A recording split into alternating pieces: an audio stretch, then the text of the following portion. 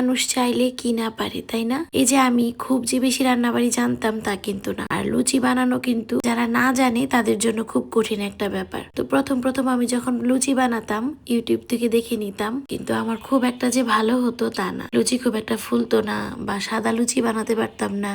তবে আমার চেষ্টার কোনো ত্রুটি থাকতো না। আমার এরকম রান্না করতে খুব ভালো লাগতো। নতুন নতুন জিনিস আমি রান্না করতে এখনো খুব পছন্দ করি।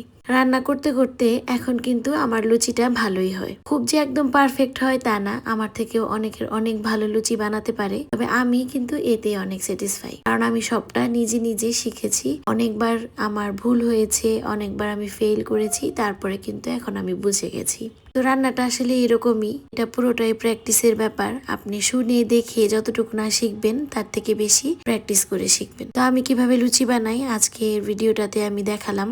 আমি সব সময় লুচির ময়মটা রুটির ময়মের থেকে একটু টাইট বানাই আর খুব ভালো করে অনেকক্ষণ যাবত মথে নিই। আমি এখানে ঘি দিয়েছি, আপনারা চাইলে তেলও দিতে পারেন। আমি ঠাকুরের ভোগের জন্য বানাচ্ছিলাম, তাই কোনো কিছুতেই কম্প্রোমাইজ করিনি। আপনারা চাইলে চিনিটাও কম দিতে পারেন কিংবা পুরোপুরি স্কিপও করতে পারেন। আর লুচি কতটুকু ফুলবে সেটা পুরোপুরি ডিপেন্ড করে তেল কতটুকু গরম তার উপর। তেলটা খুব বেশি গরমও করা যাবে না, আবার একদম কম গরম হলে কিন্তু লুচিটা চুপসে যাবে। আমি তেলটাকে অনেক গরম করে নিই, তারপর চুলার ফ্লেমটা কমিয়ে লুচিগুলো ভাজি। এভাবে ভাজলে কিন্তু খুব সুন্দর ফুলে যায়।